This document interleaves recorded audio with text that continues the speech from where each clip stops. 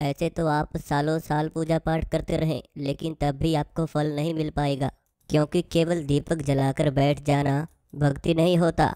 दीपक तो आप सभी जलाते हैं। ऐसे तो आप 2-2 घंटा ध्यान करते रहें, बैठे रहें, ऐसे में आपको कोई फल नहीं मिलेगा। जैसा कि आपके साथ हो रहा है कि आप लोग लंबे समय से पूजा पाठ कर रहे हैं लेकिन अभी तक आपको यह समझ नहीं आया है कि शक्तियाँ कैसे जागृत होती हैं, शक्तियाँ किस तरह से आपको संकेत देती हैं। मैं आपको सबसे पहले बताना चाहता हूँ कि पूजा पाठ से आपके शरीर पर क्या प्रभाव पड़ता है। सबसे पहला प्रभाव आपको यही नज़र आता है, जब कोई सी शक्ति की आप पूजा पाठ करते हैं सच्चे मन व लगाव से, तो वह सबसे पहले आपकी नेगेटिविटी को दूर करती है। यानी कि आपकी बुरी आदतें, आपके बुरे विचार, आपके अंदर जितनी भी बुरी भावनाएं या घृणा भरी हुई है वह उसे ठीक करना शुरू कर देती है। यानी उस नेगेटिविटी को बाहर की ओर का रास्ता दिखा देती है।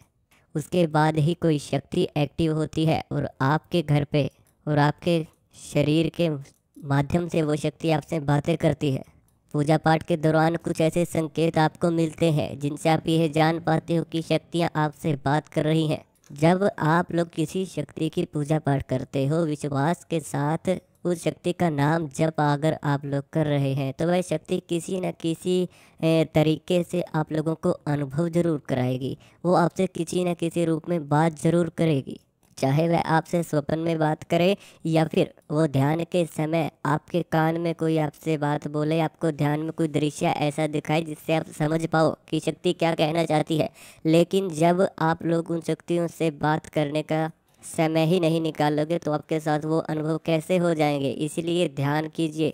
2 से 3 घंटा जब तक आप लोग ध्यान नहीं करेंगे तब तक आपकी दृष्टि एक्टिव होना शुरू नहीं होगी। इसलिए ध्यान और मंत्र जब सबसे अधिक ज़रूरी है। फिर आप लोग बोलते हो कि मैं बहुत लंबे समय से पूजा कर रहा हूँ लेकिन मुझे तो अभी तक कोई अनुभव नहीं हुआ, मुझे तो कोई अभी तक फ़ायदा नहीं हुआ, कोई शक्ति मुझे नज़र नहीं आ रही, मेरे साथ कोई शक्ति बात नहीं कर रही, वह खुल के नहीं आ रही, ऊपर से मेरे शरीर में दर्द बनता है। और ऐसा व्यक्ति जो बहुत लंबे समय से पूजा कर रहा है लेकिन वह एक सही मार्ग पर नहीं जा रहा, उसे मार्ग का नहीं पता, लेकिन वह सच्चे भाव से पूजा पाठ करता है, फिर भी शक्तियाँ उस व्यक्ति को मार्ग दिखाती हैं क्योंकि वो अनजान है, उसे नहीं पता है। शक्तियाँ खुद ही आप लोगों को कुछ ऐसे व्यक्तियों से मिलाना शुरू कर देती हैं, ऐसे साधकों से मिलाना शुरू कर देती हैं जो उन शक्तियों के बारे में जानकारी रखता है, जहाँ से आपको आगे का ज्ञान और मार्ग प्राप्त हो सके। शक्ति आपको उस व्यक्ति के पास खुद ब खुद ले जाती है।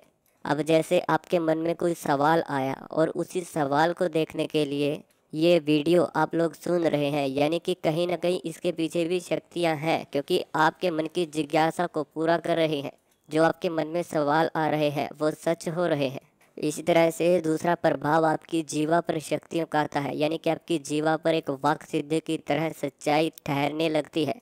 आपके मुख से निकली हुई सभी बातें सत्य की तरफ जाने लगती हैं। अगर किसी व्यक्ति के बारे में आप कोई अच्छी बात करते हैं तो वह आपकी सच होने लगती है। और शक्तियाँ विचारों के माध्यम से आपसे बातें करती हैं, यानी कि आपके विचारों में कुछ ऐसी बातें डाल देती हैं जो शक्तियाँ किसी व्यक्ति को आपके मुख से कहलवाना चाहती हैं, निकलवाना चाहती हैं। तो इस तरह से शक्तियाँ आपके शरीर पर प्रभाव दिखाती है। मैं दावे के साथ बोल सकता हूँ कि जो पूजा पाठ करते हैं और फिर भी घर में लड़ाई झगड़े हो रहे हैं, आप लोग बीमार रहते हो, तो घर में नेगेटिविटी है। फालतू के चक्रों में मत पड़ो कि किसी शक्ति या फिर कोई दैवीय शक्ति आपके शरीर में प्रवेश कर रही है या आपके घर में ऐसा हो रहा है, तो सीधा सा मतलब है कि नेगेटिविटी है, जिसकी वजह से इस तरह की बातें आपके साथ में होना शुरू हो जाती हैं। आप लोग इस बात को नहीं समझ पाते हो कि अच्छी शक्ति कौन सी है और बुरी शक्ति कौन सी है। आप थोड़ा सा दिमाग लगा कर देखिए कि अगर घर में कोई नेगेटिविटी है तभी आपके साथ सब काम ही नेगेटिव हो जाएंगे, विचार भी नेगेटिव, काम भी नेगेटिव, जो सोचोगे वो भी नेगेटिव, जो भी करना चाहोगे वो भी नहीं होगा क्योंकि नेगेटिव वे में चला जाएगा। अगर कोई पॉजिटिव शक्ति आपके साथ है तो सब कुछ पॉजिटिव ही होगा। फिर आप लोग परेशान क्यों रहते हो? क्योंकि आप पूजा तो करते हो, आप समझ रहे हैं कि कोई पॉजिटिव शक्ति है, शायद ही कोई पॉजिटिव शक्ति हो। क्योंकि अगर आपके साथ पूजा पाठ करते हो और फिर भी आपके जीवन में परेशानियां हैं, परेशान रहते हो, तो कहीं ना कहीं नेगेटिविटी है। तो सबसे पहले नेगेटिव शक्ति और पॉजिटिव शक्ति को पहचानना सीखिए, तभी जाकर आप लोग पूजा में आगे बढ़िए।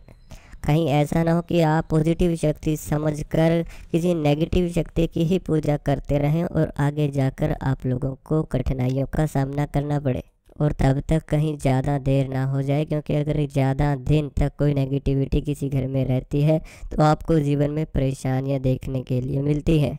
जिस भी शक्ति के आप लोग पूजा पाठ कर रहे हैं उस शक्ति के नाम से समय समय पर भोग दीजिए। आप लोग पूजा करते हैं, आप लोग भोग नहीं देते, तो सबसे बड़ी गलती यहाँ पे आप लोग कर रहे हैं। जिस भी शक्ति को आप मानते हैं, जिस शक्ति की आप पूजा कर रहे हैं, तो सच्चे मन अनुसार, दिल अनुसार उस शक्ति के नाम से कोई ना कोई भोग तो दीजिए, तभी तो वह शक्ति आपके लिए जागृत होती है। इसीलिए आप लोगों को बोला जाता है कि आप अपने आसपास किसी साधक के सानिध्य में रहकर पूजा पाठ करें या किसी को गुरु बनाएं।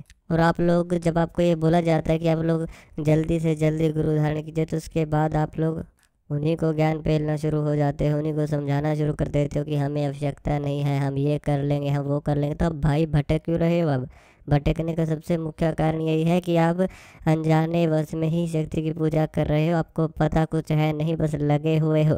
तो ऐसे तो जैसे अब साल बीता, 2 साल बीतेगा, 3 साल, 10 साल भी बीत जाए, कोई भी फायदा आपको नहीं मिलेगा।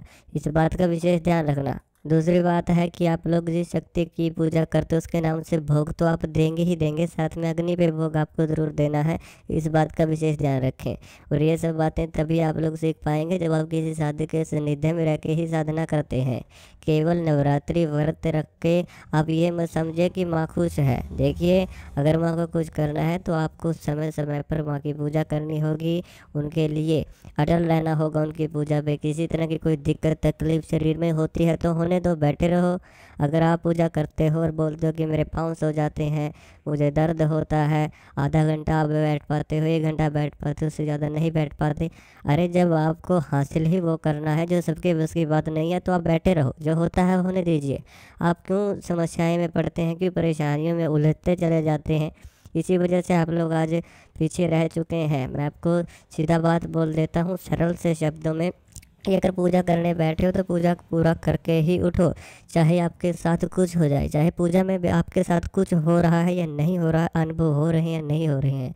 आप लोग पूजा करते हो, ध्यान सारा अनुभवों पर रहता है, तो पूजा कहाँ गई? वो तो व्यर्थ है, क्योंकि आपका ध्यान तो उस माँ के पास नहीं पहुँचा, आपका ध्यान तो उस शक्ति के पास नहीं पहुँचा जिसे आप बुलाना चाहते थे, जिसे आप अपने मन की बात समझाना चाहते थे। उस शक्ति तक तो आपका ध्यान पहुँचा ही नहीं, आपका ध्यान तो केवल अनुभवों में ही रह गया और आपके विचारों में ही उलझता रह गया, यहाँ से आप गुमराह हो जाते हो। इस बात का विशेष ध्यान रखना। जब आप विश्वास के साथ किसी शक्ति की पूजा करते हैं तो कोई तंत्र मंत्र कार्य नहीं करता है और कोई भी आप लोगों को भटका नहीं सकता, क्योंकि सच्ची भक्ति ही आप लोगों को पार लेकर जाती है। सच्ची भक्ति ही आपके जो काम है वो बनाती है, तो वही देवी देवता को बुला के लाती है। उस व्यक्ति का कोई कुछ नहीं बिगाड़ सकता जो सच्चे राह पर चलता है, सच्ची बातों पर चलता है। तो इस बात का आपको विशेष ध्यान रखना होगा, तभी जाकर आपको सफलता मिलेगी। ऐसा नहीं है कि आप लोग पूजा पाठ करते हैं और झूठ पे झूठ बोलते हैं। आप लोग माँ की पूजा कर रहे हैं, मन में गलत विचार आप लोगों के रहते हैं, तो इस तरह से आप कोई भी पूजा करते रहें, कोई फल आपको नहीं मिलने वाला, मैं दावे के साथ बोल सकता हूँ। पहले अपने मन की सफाई कीजिए, अपने शरीर की सफाई कीजिए, तभी जाकर आपकी शक्ति की पूजा करें, तभी आपको फल मिल पाता है।